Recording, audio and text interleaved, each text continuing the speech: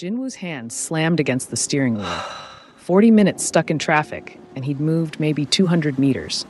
His Bluetooth earpiece buzzed with his lawyer's voice going on and on about permits and contracts.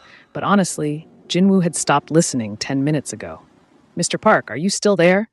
Yeah, I'm here. Just send the documents to my office." His phone lit up on the dashboard. Unknown number. He frowned and declined the call. Probably some telemarketer.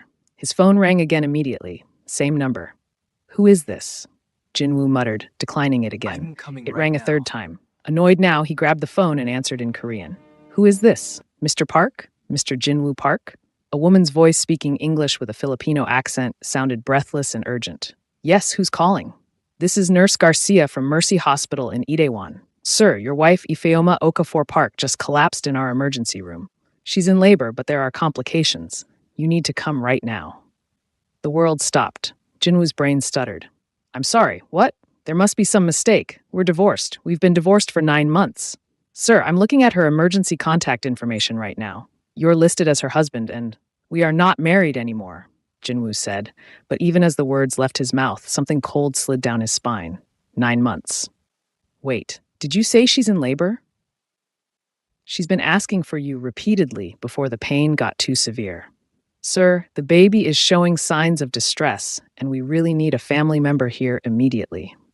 Please, can you? The line went dead.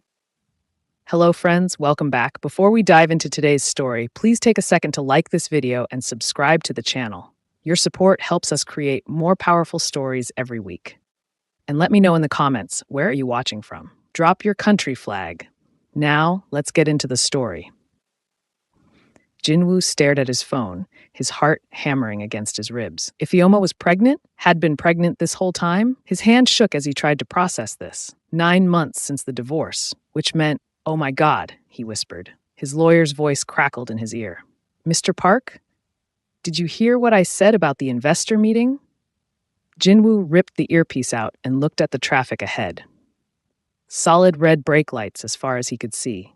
The hospital was maybe 4 kilometers away. In this nightmare traffic, it would take at least 45 minutes. He didn't hesitate. Jinwoo threw his door open, left his Mercedes running right there in the middle of Gangnam's busiest street, and started running. "Hey, you can't just leave your car there," someone yelled behind him. Jinwoo didn't care.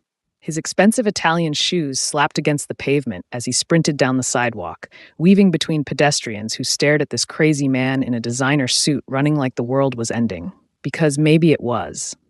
Maybe his world was ending right now in a hospital 4 kilometers away, and he had missed it all. Sweat poured down his face. His lungs burned. When was the last time he'd actually run anywhere? 2 years? 3. His wealth had made him soft, comfortable. But right now, none of that mattered. All he could think about was Ifeoma. Beautiful, strong Ifeoma with her infectious laugh and the way she used to challenge him on everything. Ifeoma, who he'd thrown away because he was too proud and too stupid to listen. Ifeoma, who had apparently been pregnant with his child this entire time. Why didn't she tell me?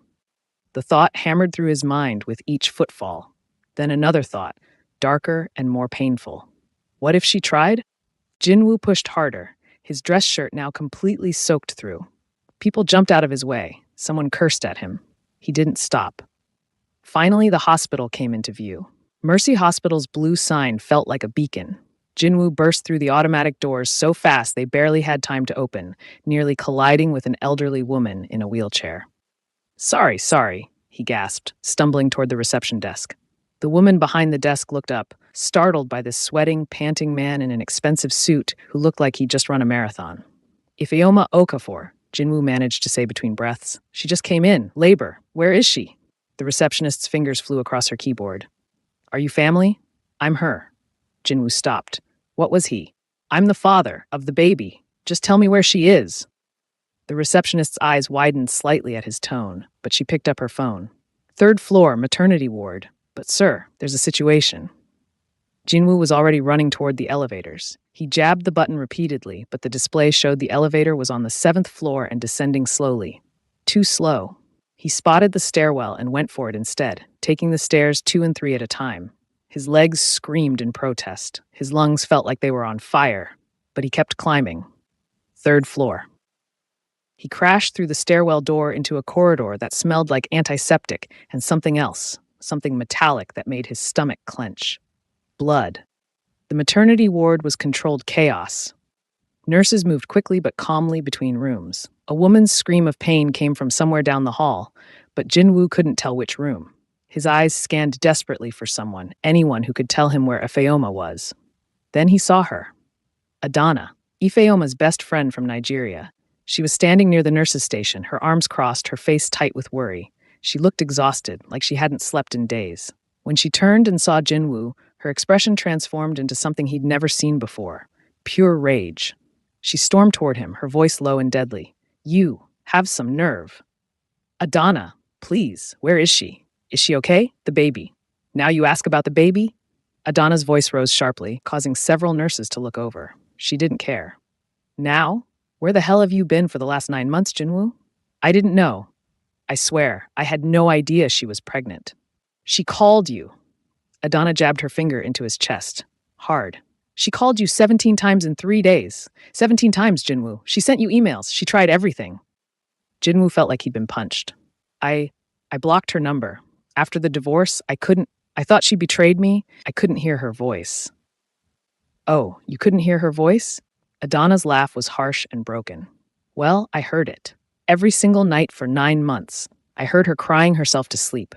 I heard her throwing up every morning and still dragging herself to work because your family made sure she didn't get a single one from the divorce settlement. What? Jinwoo's voice came out as a whisper. No, I arranged for payments. My lawyers. Your mother blocked them. Adana's eyes were wet now, angry tears spilling over. Your mother's lawyers claimed Ifeoma signed away all financial rights, which was a lie, but Ifeoma didn't have the money to fight it. So you know what she did? She worked. 2 jobs, while pregnant. I watched her come home at midnight, feet swollen, barely able to stand, and then get up at 5 in the morning to do it all again. Each word was a knife. Jinwoo could barely breathe. Adana, I swear I didn't know any of this. My mother, she told me everything was handled, that Ifeoma was taken care of. Taken care of? Adana's voice cracked. She worked at a construction site, Jinwoo. Your wife, your ex-wife, the woman who helped design half of Gangnam's skyline, was hauling materials at construction sites because it was the only place that would hire her without proper documentation. And you know what the foreman said when she passed out today?